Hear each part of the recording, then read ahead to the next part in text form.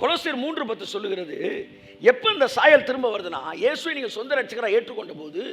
கொலோசியர் 3:10 வாசிப்போம்.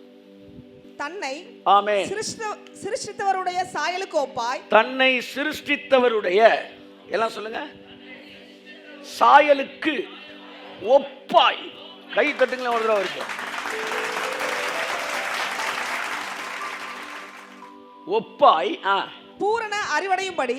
பூரண எல்லாம் என்ன பாருங்க, சாயலுக்கு ஒப்பா மாறணும்னா என்ன ஆகணும்? நீங்க பூரணமா அறிவடையணும். அப்ப அறிவு தான் சாயலை கொண்டு வருது. ஆமென். கையை நல்லா தட்டுங்க. அறிவுதான் சாயலை கொண்டு வருது. பூரண அறிவு வந்துருச்சுன்னா அவர் சாயலுக்கு ஒப்பாயிருவீங்க. உங்களை பார்க்கிறப்ப பிசாசு தேவனையே பார்க்கிற ஒரு நடுக்கம், ஒரு பயம். இந்த உலகத்தின் இயற்கை உங்களை பார்க்கும்போது தேவனை பார்க்கிறதா நடுங்கும். கீழ்ப்படி அறிவு பூரண அறிவடையும் போது வாசிங்க. பூரண அறிவடையும்படி புதிதாக்கப்பட்ட புதிய மனுஷனை தரித்துக் கொண்டிருக்கிறீர்களே. பாருங்களேன், புதிய மனுஷனை தரிச்சிட்டீங்க, தரித்து கொண்டு இருக்கிறீர்களே. Present tense. பூரண அறிவடையும்படி கண்டினியூஸ் டென்ஸ். ஸோ நீங்கள் புது மனுஷனா ஆனனால தான், ஆவிக்குள்ள பிறந்தனால தான் நீங்கள் ஒவ்வொரு நாளும் பூரணமாக அறிவடைஞ்சுக்கிட்டே இருக்கீங்க. மாம்சரிகமான மனிதன் அதை அறிய மாட்டான். ஆவிக்குள்ள இருக்கிறவன் டெய்லி பூரண அறிவடைகிறான். அறிவடைய அடைய அவன் சாயல் மாறுது சார், மாறுது சார், மாறுது சார். பூரண அறிவடைவது புதிய மனுஷனை தரிச்சவங்களுக்கு தான் நடக்கும். புதிய மனுஷன் கிறிஸ்துவுக்குள்ள நான் புது சிருஷ்டியாக்கப்பட்டிருக்கிறேன். எத்தனை பேர் புது சிருஷ்டி? கையை ஒரு அல்லேலூயா சொல்லுங்க, ஒரு ஆமென் சொல்லுங்க. அப்ப நீங்க புது சிருஷ்டி ஆயிட்டீங்கன்னா, புதிய மனுஷனை தரிச்சிருக்கீங்கன்னா, நீங்க பூரண அறிவடைய முடியும். பூரண அறிவடைய அடைய நீங்க தேவ சாயலுடைய பூரண சாயலை கொண்டு வருவீங்க. பைபிள் சொல்லுது, உங்க சாயலை நீங்க அறிஞ்சுக்குவீங்க. அவர் இருக்கிற பிரகாரமாகவே நாமும் இங்கே இருக்கிறோம். அப்ப இப்ப நீங்க படிக்க படிக்க சாயலுக்குள்ள வரல, படிக்க படிக்க சாயலை தெரிஞ்சுக்கிறீங்க. உங்களுக்குள்ள ஏற்கனவே அந்த சாயல் இருக்கு. பைபிள் ஃபுல்லா உங்க சாயலை பத்தி பைபிள் காட்டிக்கிட்டே இருக்கு. ஏன்னா சொல்லியிருக்கேன், இந்த கண்ணாடி என் சாயல் எனக்கு காட்டுற கண்ணாடி. ஸோ முதலாவது நம்முடைய சாயல் என்ன என்பதை ஆதியாகமம் 1:26 நாம் வாசிக்கிறோம். வாசிப்போம். பின்பு தேவன் நமது சாயலாகவும் நமது ரூபத்தின் படியேயும் மனுஷனை உண்டாக்குவோமாக.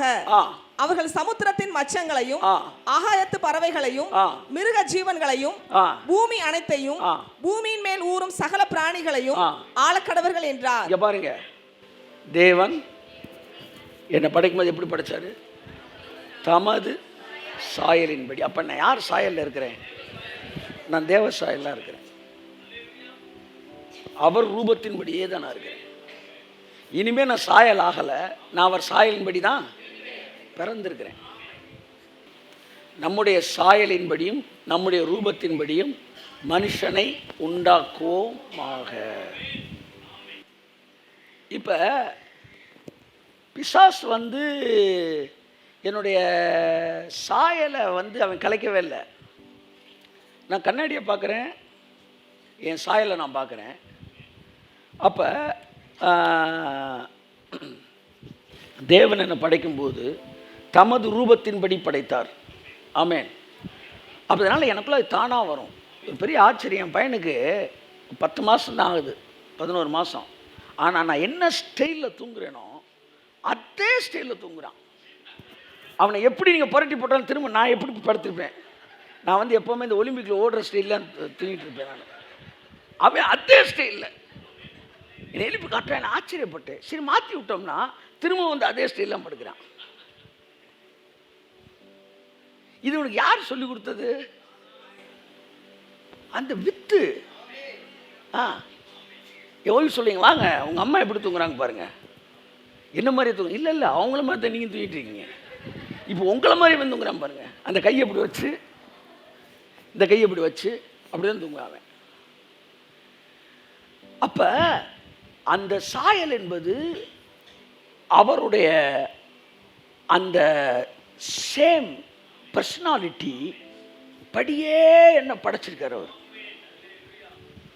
முதலாவது உங்க சாயல் என்ன? இதைத்தான் இயேசு சொன்னாரு, நீங்கள் தேவர்களாய் இருக்கிறீர்கள். கைத்தட்டு. முதல் சாயல் என்ன சொல்லுங்க? நான் தேவர்களாய் தேவனாய் இருக்கிறேன். கையத்தட்டு. பிசாசுக்கு நீங்க உங்க சாயலை கண்டுபிடிக்கிறது அவனுக்கு பிடிக்கவே பிடிக்காது. நீங்க எதை வேணாலும் பேசலாம். நீங்க 100 ரூபா பிச்சை எடுக்கணும் அப்படின்ற இடத்துல, ஆண்டவரே இன்னைக்கு எனக்கு 500 ரூபா பிச்சை கிடைக்கணும்னா கூட விட்டுருவான். 5000 ரூபா கூட வாங்கிக்கடா, ஆனா பிச்சைக்காரனாரு 50,000 கூட பிச்சை வாங்கிக்க. புரியுதா நான் சொல்றது? ஆனா நீ ராஜான்றதை மட்டும் கண்டுபிடிச்சிடாத. அதனால 2 நாள் உபவாசம் போடுற நீ 8 நாள் போடு, உன்னை விட்டுறேன். ஆண்டவரே எனக்கு 1000 ரூபா கிடைக்கிறது, எனக்கு 5000 ரூபா இன்னைக்கு பிச்சை எடுக்க போறேன், கிடைச்சா நல்லா இருக்கணும், வாங்கிக்க. ஆனா ராஜான்னு மட்டும் தெரிஞ்சுக்கிறாத. ஏன்னா நீ என்னைக்கெல்லாம் ராஜான்னு தெரியாம இருக்கிறியோ அது வரைக்கும் தான் அந்த பூமியை நாங்க ஆட்சி செய்ய முடியும். உங்களுக்கு இன்னும் உங்க சாயலை தெரிஞ்சுக்கணும். அதை தெரியாம பிசாசு உங்களை என்ன செய்யறான்? உங்களை தடுக்கிறான். அதனால அவன் உங்க சொத்தை அனுபவிக்கிறதுலாம் எப்படி அப்படின்றது உங்களுக்கு குழப்பமா இருந்துச்சுன்னா, நீங்க பழைய ஆளுகளா இருந்தா நீங்க நேரா போய் எங்க வீட்டு பிள்ளை படம் பாருங்க, எம்ஜிஆர் படம். இல்லை எனக்கு பெருசு எம்ஜிஆர் படம் பிடிக்காது, புது படம்னா மங்கமாசபதம் படம் பாரு, கமலாசன் படம். இதில் அந்த ஹீரோ தன்னுடைய சாயலை புரிஞ்சுக்கிறாம இருக்கிறதுக்கு, அந்த வில்லன் அந்த சொத்தை அனுபவிக்கிறதுக்கு இவனை எப்படி கண்ணை மறைச்சு பயந்து பயந்து பயந்து. ஆனால் யார் பயப்படணும்? ஆமாம், இந்த சர்வீஸ் முடியும் போது சவுக்கை நீங்கள் எடுக்கிறீங்க. ஆமான்னு சொல்லுங்க. அவருக்கு எப்படி இந்த பொசிஷனை திரும்ப எடுக்கிறாரு? அவர் நாலேஜ் அவருக்கு திரும்ப வருது. நான் சொல்கிறேன் கேளுங்க, இந்த உலகமும் அதன் நிறைவும் உங்களுக்காய் படைக்கப்பட்டது. இந்த உலகத்தை நீங்கள் ஆளும்படிக்கு தேவன் படைத்திருக்கிறார். உங்கள் சாயல் என்னன்னா, நீங்கள் தேவனுடைய டிட்டோ. அவர் கடவுள்னா நீங்கள் குட்டி கடவுள். ஆமாம், நான் ஒரு கடவுள். ஆமென் சொல்லுங்க. நான் கடவுள் சொல்லுங்க. நான் கடவுள் என்பதை நீங்கள் புரிந்து கொள்ள வேண்டும். பாருங்க, எங்கே போனாலும் ஆவியானவர் அங்கே தான் கூட்டு வர்றார். எதுக்கெல்லாம் பிரச்சனை வரும் தெரியுமா?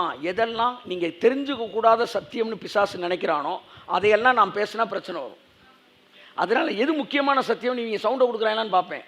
சவுண்டை கொடுக்குறேன், அப்போ இதுதான் முக்கியமான சத்தியம் போல. ஏன்னா பிசாசு போய் ஏற்றி விடுவேன் அவங்கள. இந்த சத்தியம் பெரிய அளவில் பிரச்சனை உண்டாக்குச்சு. ஆனால் ஆவியானவர் அந்த இடத்துல நில்றான்றார். நான் சொல்லவா, உங்களை தேவன் படைக்கும் போது தன்னுடைய சாயலின்படியும் தன்னுடைய ரூபத்தின்படியும் படைத்தார். தேவன் எப்போவுமே first prize, second prize, third prize கொடுக்க மாட்டார். தேர்ட் பிளேஸு, செகண்ட் பிளேஸ், அப்புறம் ஃபஸ்ட் பிளேஸ், அப்படி தான் செய்வார். அப்படி தான் தூதர்களை படைத்தார், மிருகங்களை படைத்தார், பறவைகளை படைத்தார், தூதர்களை படைத்தார். அதுக்கப்புறம் இல்லை நம்ம தான் பெஸ்ட்டுன்னு அதுக்கு மேலே மனுஷனை படைத்தார். அப்போ தான் பார்க்குறான் தூதர்களெல்லாம் இவன் தேவனுடைய சாயலாய். அப்படியே பைபிள் சொல்லுது. ஒரு ஊழியக்காரர் சொன்னார், முதல்ல ஆதாம தேவன் படைச்சப்ப பிசாசு அப்படியே பார்த்துட்டு போய் ஒரு குட்டி பிசாசு ஓடி போய் சொல்லிட்டா, இன்னொரு கடவுளை படைச்சிட்டாரான்னு. ஆதாம பார்க்கும்போது அப்படியே தேவனம் மாதிரியே படைச்சிருந்தார். அவன் பிசாசு கூட்டத்தை கூட்டி ஒருத்தரை சமாளிக்கிறதே பெரிய பாடா இருக்கே, இப்போ இன்னொருத்த வேற வந்துட்டானா. அப்படியே டிட்டோ அவரோட ரிஃப்ளெக்ஷனாக நம்மளை படைச்சிருக்கிறார். என் சாயலை நான் மறக்கவே கூடாது. அவ்விடம் விட்டு போன பிறகு அவன் தன் சாயலை மறந்துடுறான். வாழ்க்கையின் அத்தனை பிரச்சனைக்கு காரணம் நான் யாரு, என் சாயல் என்ன, நான் எப்படி படைக்கப்பட்டிருக்கிறேன், அப்ப என்னுடைய அதிகாரம் என்ன. கைத்தட்டுங்க ஒருவருக்கு. ஆமே ஆமே. யோவான் 10ஆம் அதிகாரம் 34 வசனத்தை வாசிப்போம். ஆமென். ஆதியாம் 1ஆம் அதிகாரம் 26, 27 வாசிப்போம். இயேசு அவர்களுக்கு பிரதியுத்தரமாக, தேவர்களாய் இருக்கிறீர்கள் என்று நான் சொன்னேன் என்பதாய் உங்கள் வேதத்தில் எழுதி இருக்கவில்லையா? உங்கள் வேதத்தில் எழுதி இருக்கவில்லையா? எல்லாம் பாருங்க என்ன சொன்னாரு, என்ன சொல்லியிருக்கணும் அவரு. நம்ம வேதம் சொல்லியிருக்கணும்ல. பழைய ஏற்பாட்டை யார் வேதம்ட்டாரு? உங்க வேதம்டான்ட்டாரு. அப்போ உங்க வேதம் நம்ம வேதம் இனிமேல் தான் எழுத போறோன்றாரு. கையை தட்டு. நான் சொல்றேன் புரியுதா? உங்கள் மார்க்கம்னாரு பரிசேயர்களை பார்த்து. ஒருவனை உங்கள் மார்க்கத்தான் ஆக்கும்படிக்கு. யூத மார்க்கம் இயேசுவின் மார்க்கம் அல்ல. யூத மதம் இயேசுவின் மதம் அல்ல. அப்படி என்றால் நம்முடைய மார்க்கம் பேசியிருப்பார். பரிசேயர்களை பார்த்து சொல்றார், ஒருவனை உங்கள் மார்க்கத்தான் ஆக்கும்படிக்கு. அப்படின்னா நீங்க என்ன மார்க்கம்? புதிதும் ஜீவனும் உள்ள ஒரு மார்க்கத்தை தம்முடைய மாம்சமாகிய திரையின் வழியாய் நாம் பிரவேசிப்பதற்காக தேவன் புதிய மார்க்கத்தை கொண்டு வந்தார். ஆனால் இன்னைக்கு 190% சர்ச்சு பழைய மார்க்கத்தை பேசிட்டு இருக்கிறாங்க. அது இயேசுவின் மார்க்கம் அல்ல. சீனாய் மலை மார்க்கம் இயேசுவின் மார்க்கம். செய்யாத என்பது இயேசுவின் மார்க்கம் அல்ல. முடிந்தது என்பதுதான் இயேசுவின் மார்க்கம். கையை நல்லா தட்டி ஒரு ஆமென் சொல்லுங்க. ஆமென் சொல்லுங்க. ஆமென். உங்கள் மார்க்கம் முடிந்தது என்பதுதான். ஓகே, என்னுடைய சாயல் என்ன? என் சாயல், நான் தேவனா இருக்கிறேன். நான் புரியாம இருந்தாலும் நான் தேவன் தான். ஒரு சிங்கம் தான் மனசுல தன்னை கழுதன்னு நினைச்சுக்கிட்டு இருந்தாலும் அது சிங்கம் தான். உண்மையா இல்லையா? ஆமென். என் சாயல் மாறாது. எல்லாம் சொல்லுங்க, என் சாயல் மாறாது. என் சாயல் மாறாது. இப்போ நல்லா பாருங்க, நல்லா நான் வந்து தலையை சீவி ஹேர் நல்லா கோம் பண்ணி இப்போ இருக்கிறேன். இப்போ நான் யாரு? என் பேர் என்ன சொல்லுங்க? நான் யாரு சொல்லுங்க? ஜஸ்டின். இதில் என்ன கொஸ்டின் உங்களுக்கு? நான் யாரு? ஜஸ்டின். இப்போ பிசாசு வந்து இப்படி குழச்சி விட்டான். இல்லை, நான் தூங்கிட்டு காலையில் இப்படி எந்திரிக்கிறேன். சரியா? குழஞ்சிருக்கு. சரியா? இப்போ நான் யாரு? இப்பவும் நான் ஜஸ்டின் தான். சரியா? ஸ்பைக் மாதிரி இப்படி ஏற்றி விடுறேன். இல்லை அமரன் மாதிரி இப்படி ஏற்றிடுறேன். இப்போ யாரு சார்? நான் சட்டை போட்டு வந்தாலும், நான் ஜிப்பா போட்டு வந்தாலும், நான் தூங்கி எந்திரிச்சு வந்தாலும், நான் தலையை சீவிட்டு வந்தாலும், சீவாமல் வந்தாலும் என்ன தைரியம் பாருங்க.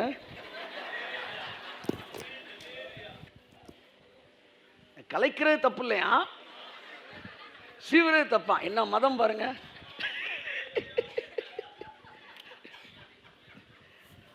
இப்போ யாரு? இப்போவும் ஜஸ்டின் தான். ஒரு 5 ரூபா பேப்பர், ஒரு ஒரு ஒரு 2000 ரூபா பேப்பர் இருக்காப்பா? யார் இருக்கு? வேணாம், என்ன பண்ண போறீங்கன்னு தெரியுது, வேணான்றாங்க. 2000. இது என்னது? 2000 ரூபா தான். சரியா? 2000 ரூபா. இதை போய் கொடுத்தீங்கன்னா 2000 ரூபாய்க்கு பொருள் தருவான். ஓகேயா? இப்போ என்ன? இது என்ன? இதை போய் கொடுத்தாலும் 2000 ரூபாய்க்கு பொருள் தருவான். கையை தட்டு. என்ன நீ கசக்கி போட்டாலும் நான் வந்து நின்னா நான் சொல்றது நடந்துதான் அங்க ஆகணும். ஏன்னா என் சாயல், நான் தேவனை போல இருக்கிறேன். என்னுடைய வேல்யூ அது மாறாது. என் வித்து அது மாறாது. என்னுடைய பவர் அது மாறாது. தேவன் கொடுத்த அதிகாரம் அது மாறாது. என்ன என்ன கசக்கினாலும் நான் எந்திரிச்சு நின்னா இந்த உலகம் எனக்கு கீழ்ப்படிந்துதான் ஆகணும். தேவன் சொன்னார், என் சாயல்படி படைப்போம்னார். உங்க சாயல்னா என்ன சார்? வாசி 1, இது ஆதியாகமம் 1ஆம் அதிகாரம் 27 வாசிங்க. தேவன் தம்முடைய சாயலாக மனுஷனை சிருஷ்டித்தார். அவனை தேவ சாயலாகவே சிருஷ்டித்தார். சாயலாக, ஏகாரம், ஏகாரம், சாயலாகவே. அப்படின்னா அதுல வேற மிக்சிங்க இல்ல. சாயலாகவே சிருஷ்டித்தார். அடுத்து ஆணும் பெண்ணுமாக அவர்களை சிருஷ்டித்தார். அடுத்து பின்பு தேவன் அவர்களை நோக்கி, நீங்கள் பலுகி பெருகி பூமியை நிரப்பி அதை கீழ்ப்படுத்தி. நம்பர் 1, நான் தேவ சாயல் என்ன அர்த்தம்? எனக்குள்ள பெருகக்கூடிய சக்தி இருக்கிறது. ஆசீர்வாதத்தை, ஐஸ்வர்யத்தை, ஆத்துமாக்களை, வரங்களை, கிருபைய என்னால் பெருக்கிக் கொள்ள. கை தட்டினவர்கள் அவருக்கு ஆமென். 1, பெருக்க வைக்கக்கூடிய சக்தி எனக்குள்ள தேவன் கொடுத்திருக்கிறார். ஆமென். 2வது, பூமியை நிரப்பக்கூடிய சக்தியை கொடுத்திருக்கிறார். அடுத்து அதை கீழ்ப்படுத்தக்கூடிய சக்தியை கொடுத்திருக்கிறார். அடுத்து சமுத்திரத்தின் மச்சங்களையும் ஆகாயத்து பறவைகளையும் பூமியின் மேல் நடமாடுகிற சகல ஜீவ ஜந்துக்களையும். 3 உலகம். 1 மேல் உலகம், வானம். அடுத்து பூமி, அடுத்து கடலின் ஆழம். 3 உலகத்தையும் ஆளக்கூடிய ஒரு சாயல் நீ என்பதை நீ மறந்து போகாதே. நீ செயல்படுத்தாம இருக்கலாம், அதுக்காண்டி உன்ட்டு அது இல்லைன்னு அர்த்தம் இல்லை. ஒரு ஆட்டோ ஸ்டார்ட்டே பண்ணல சார், ஸ்டார்ட் பண்ணாமல் இருந்தோன்னா சைக்கிள் ஆயிருமா? ஸ்டார்ட் பண்ணலனாலும் ஆட்டோ தான். இது அப்படி பக்கத்தில் பார்த்து சொல்லுங்க, நீங்கள் ஸ்டார்ட் பண்ணாத ஆட்டோவாக இருக்கலாம், ஆனால் நீங்கள் ஆட்டோ தான். நீங்கள் யூஸ் பண்ணாத BMW காராக இருக்கலாம், ஆனாலும் நீங்கள் BMW கார் தான். ஆமென், ஆமென், ஆமென், ஆமென், ஆமென், ஆமென், ஆமென், ஆமென், ஆமென், ஆமென். இது ஸ்டார்ட் ஆன காரு, அது ஸ்டார்ட் ஆகாத காரு, அவ்வளவுதான். மற்றபடி எல்லாமே BMW தான். ஆமென், ஆமென், ஆமென். அப்ப நான் சாயல் அப்படியே சிருஷ்டிக்கப்பட்டிருக்கிறேன், ஆண்டு கொள்ளும்படி சிருஷ்டிக்கப்பட்டிருக்கிறேன். அதை கீழ்ப்படுத்துங்கள். எல்லாம் சொல்லுங்க, உலகத்தை கீழ்ப்படுத்துங்கள். அப்ப என்னுடைய சாயலை தெரிஞ்ச உடனே ஒன்று நான் என்ன கண்டுபிடிக்கிறேன்? ரியாலிட்டியை கண்டுபிடிக்கிறேன். இன்னொன்று ரெஸ்பான்சிபிலிட்டியை கண்டுபிடிக்கிறேன். அப்போ என்ன நடந்துச்சு? ஆதியாகமம் 1 அதிகாரம், நான் தேவன். எல்லாம் சொல்லுங்க. அப்படின்னா உடனே தேவன் எப்படி மூவ் பண்ணாருன்னு பார்க்கணும். கண்ணாடி எதுக்கு? என் சாயலை பார்த்து அதன்படி நானும் என்ன செய்யணும். அதன்படி செய்கிறவர்களாக இருங்கள். எல்லாம் சொல்லுங்க, அதன்படி செய்கிறவர்களாக இருங்கள். அப்ப தேவன் என்ன செஞ்சாரு? ஆதியாகமம் 1 அதிகாரத்தில் பாருங்க. ஆதியில தேவன் வானத்தை சிருஷ்டித்தார். பூமியானது ஒழுங்கின்மையும் வெறுமையுமா இருந்தது, ஆழத்திலே இருள் இருந்தது. எல்லாமே எதிர்மாறா இருந்துச்சு.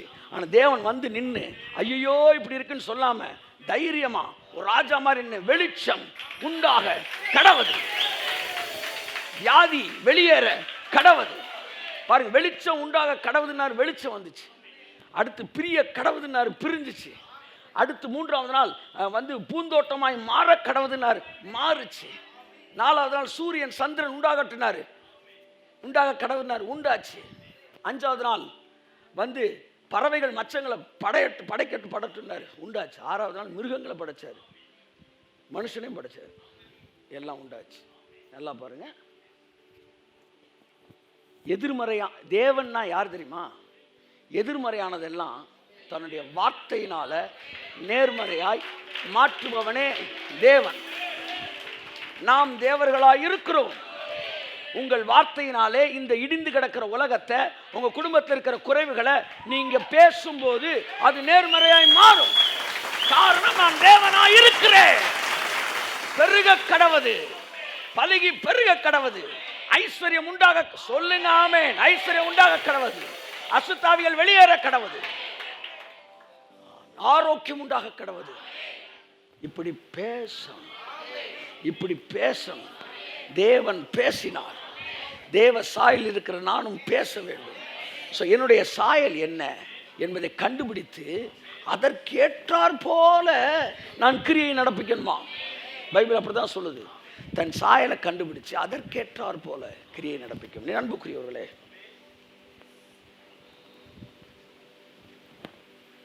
கர்த்தர் நல்லவர். உங்கள் சாயல் ஒரு நாள் மாறாது. நீங்கள் தேவனாய் இருக்கிறீர்கள். எவ்வளவு பேர் ஏத்து பேசினாலும் அதை உங்கள்ட்ட இருந்து அழிக்க பார்ப்பான். இங்க பாருங்க, இங்க பாருங்க, இங்க பாருங்க, நான் கடவுள் சொல்லுங்க. இப்படி சொன்ன உடனே 4 அசுத்தாய் உங்கள்ட்ட பாஞ்சு வரும். வந்து ஐயோ இது துர் உபதேசம், இதெல்லாம் கேட்கக்கூடாது, நீ கடவுள் கிடையாதுன்னு சொல்லும். அப்படின்னா கண்டுபிடிக்கணும், அவன் சுத்தமான அக்மார்க் நெய்யினால் செய்யப்பட்ட அசுத்தாவி. எல்லாம் சொல்லுங்க, சுத்தமான அக்மார்க்கு பொய்யினால் செய்யப்பட்ட அசுத்தாவி. ஏன் சொல்லுங்க? உங்க சாயல் உங்களுக்கு தெரிஞ்சிருச்சுனாலே உங்கள்கிட்ட வந்து இடிப்பான், நோண்டுவான். பாருங்க, இவர் என் நேசகுமாரன், இவரில் நான் பிரியமாய் இருக்கிறேன் சொல்லிட்டாரா?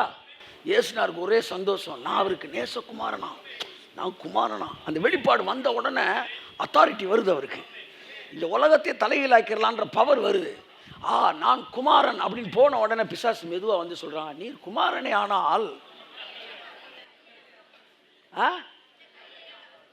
அடுத்த வார்த்தை என்ன சொல்றான்? நீர் குமாரனே ஆனால். அப்ப என்னதான் சொல்ல வர்றான்? அவருடைய சாயலை புரிஞ்சுக்க கூடாது, அது அந்த சத்தியம் அவருக்குள்ள போக கூடாது என்பதிலே பிசாசு முழு மூச்சோடு வேலை செய்தான். அதனால அவர்கிட்ட நீங்க குமாரன் இல்ல சார், எவனோ கிறுக்கு போய் சொல்றா, நீ சொல்லிக்கிட்டு இருக்கீங்க, நீங்க குமாரன் கிடையாது, நீங்க தீர்க்கதரிசி. இப்படி பிசாசு அவர்கிட்ட பேசுறதே ஒரு படமா எடுத்திருக்கிறாங்க. அதாவது you are a prophet, you are not மெசையா, இப்படிதான் பேசுவான். த லாஸ்ட் டெம்டேஷன் ஒரு படம் இருக்கு, போய் பாருங்க பொறுமை இருந்தா, சூப்பர் படம் அது. ஆமென். அந்த படத்துக்கு நிறைய பேர் எதிர்ப்பு தெரிவிச்சாங்க, ஆனால் அந்த மாதிரி சூப்பர் படம் எதுவும் கிடையாது. த லாஸ்ட் டெம்டேஷன் போய் அடிங்க. அதில் இயேசுவையே பிசாசு வஞ்சிப்பான். வஞ்சிச்சு நீங்கள் சன் ஆஃப் காட் கிடையாது, நீங்கள் just a prophet. Isaiah, Jeremiah இந்த மாதிரி ப்ராஃபட்டில் நீங்கள் ஒரு ப்ராஃபட் சொல்லி அவரை நம்ப வச்சு, அவரை திருமணம் செய்ய வச்சு, அவர் குழந்தைகள் பெற வச்சு, குழந்தைகளோடு ஒரு போயிட்டு இருக்கும்போது பவுல் பிரசங்கம் பண்ணிக்கிட்டு இருப்பான். ஏகப்பட்ட சீன் நடக்கும். இதுக்கு தான் எதிர்ப்பு தெரிவிச்சாங்க.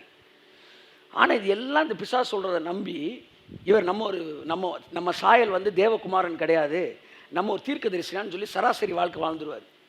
சாகிற நேரத்தில் தான் சீஷர்கள்லாம் வருவாங்க. வந்தப்போ தான் யூதா சொல்லுவான், உங்களை காட்டி கொடுத்து உங்களை சிலுவையில் அறைய விட்டு உங்கள் ரத்தத்தினால உலகத்தின் பாவங்களை எல்லாம் கழுவணும் தாங்க நாங்கள் இவ்வளோ முடிவெடுத்தோம். இவ்வளோ ரிஸ்க் எடுத்து தானே உங்களுக்கு இந்த உலகத்தையே மாற்றுறதுக்கு தானே உங்களை அவர் தேவகுமாரனாக அனுப்புனார். நீங்கள் மேசியா, உங்களுக்கு சீசர்களாக நாங்கள் வந்தோம், அதில் இவனை காட்டி கொடுக்குறக்காண்டி இவனை முன்குறிச்சிருந்தார். நாங்களாம் இவ்வளோ ரிஸ்க் எடுத்து கடைசி நீங்கள் இப்படி சாதாரணமாக கல்யாணம் கட்டிட்டு குழந்தை குட்டியோடு இப்போ சாக போகிறீங்களே, 70 வயசு ஆகி போயிடும். தீர்த்து ராயன் வந்துடுவான், அப்படியே படுத்து கிடப்பார். அப்போ அவர் சொல்லுவார், இல்லை நான் I am not messiah, I am a prophet, just a prophet அப்படின்வார். யார் சொன்னது அப்படின்னு கேட்பான் எல்லாம். அதோ அந்த ஏஞ்சல் தான் சொல்லிச்சுன்னு சொல்லுவான். அந்த ஏஞ்சல் கூடயே தான் இருக்கும் படம் ஃபுல்லாக. யார் ஏஞ்சல் பார்த்த உடனே சொல்லுவான், he is not angel, it is a devil அப்படின்னா. திரும்பி பார்ப்போம் பாரு, ஈன்னு கத்திட்டு அந்த டெவில் மறைஞ்சிரும். பார்த்த உடனே இவர் அப்படியே கதறி அழுவார். ஐயோ, என் வாழ்க்கையவே என் சாயலை மறந்து நான் என் வாழ்க்கையில் இந்த உலகத்துக்கு உண்டான ரட்சிப்புக்கான ரத்தத்தை சிந்தாமல் இப்படி சராசரி மனுஷனா நான் இப்படி வாழ்க்கையை தீர்த்துட்டேனேன்னு சொல்லி அழுது அப்படியே அண்டர் கிரவுண்ட் தான் அந்த வீடு இருக்கும். அப்படியே மேலே ஏறி போனால் வெளியில் தீர்த்து ராயனை அடித்து தகர்த்துக்கிட்டு இருப்பான். மேலே ஏறி அழுவார், give me one more chance, give me one more chance, I want to give my own life, என்னுடைய வாழ்க்கையை இந்த ஜனங்களுக்காக I want to pour out it, ஊற்ற விரும்புகிறேன். ஐயோ என் வாழ்க்கை வேஸ்டாகின்னு அழுவார். அழுதுகிட்டே இருப்பார். அப்படியே அந்த சீன் மறைஞ்சிரும். அடுத்த சீனை காட்டுவாங்க, சிலுவையில் அப்படி இருப்பார். சிலுவையில் இருப்பார். என்னடா அதுன்னு பார்த்தா எல்லாம் சிலுவையை விட்டு இறங்கி வா, இறங்கி வா, இறங்கி வான்னு கத்திக்கிட்டு இருப்பாங்க. அப்போ இறங்கி வா, இறங்கி வான்றியடா, நான் இறங்கி வந்தால் என்ன நடந்திருக்கும், இவ்வளோ நேரம் ஓடிச்சு பார்த்தீங்களா படம், இதுதான் நடந்திருக்கும் அப்படின்னு நினைப்பார் மைண்டில். இதெல்லாம் நடக்கலை, நீ சொன்னதை கேட்டு நான் இறங்கி உயிரோட வந்திருந்தேன்னா இப்படி தான் என் வாழ்க்கை நடந்திருக்கும், இதுக்காண்டி நான் வரல, நான் இதை தான் முடிக்க வந்தேன் அப்படின்னு சொல்லிட்டு பார்த்து it is finished. It's finished. அப்போ ஒரு மனுஷனுடைய சாயலை அழிச்சிட்டா அவனுடைய மிஷனையும் அழிக்க முடியும். அதனால தான் உன்கிட்ட பிசாசு சொல்கிறான், நீ கடவுள் கிடையாது, அந்த சப்ஜெக்ட் பேசாதீங்க, கடவுள் சொல்லாதீங்க, கடவுள் சொல்லாதீங்க, இதெல்லாம் பிசாசு. பிசாசுனா பிசாசுனாலே திரும்பி பார்க்கணும், நீ தாண்டா பிசாசு. நீ குமாரனே ஆனா உங்கள்கிட்ட சொல்லுவாங்க, நீ கடவுளா, இந்த ஃபேனை நிப்பாட்டு பார்ப்போம், இந்த ட்ரெயினை நிப்பாட்டு பார்ப்போம். என்னடா என்ன அதை நிப்பாட்டு, இதை ஃபேனை நிப்பாட்டுனா சுவிட்ச் ஆஃப் பண்ணு, ஏன் என்கிட்ட பஞ்சாயத்தை கூட்டிக்கிட்டு இருக்க? என் பையன் ஏன் சாயல் தானே சார், அவனை பிரசங்கம் பண்ண சொல்லு. அவன் பிரசங்கம் பண்ண தெரியாது, அதுக்காண்டி அவன் என் பிள்ளை இல்லைன்னு ஆயிருமா, என் சாயல் இல்லைன்னு ஆயிருமா? யாரெல்லாம் நீங்க கடவுள் இல்லைன்னு சொல்றானோ அவனெல்லாம் பிதாவுடைய கற்பு நிலையை அசிங்கப்படுத்துறான்னு அர்த்தம். நீங்க பிதாவுக்கே பிறக்கல, நீங்க வேசிகளுக்கு பிறந்தவன் என்று சொல்லுகிறான். நீங்களும் நானும் வேசிகளுக்கு பிறந்தவர்களா அல்லது பிதாவுக்கு பிறந்தவர்களா? அப்படி என்றால் அவர் கடவுள் என்றால் நாமும் கடவுளாகத்தான் இருக்க முடியும்.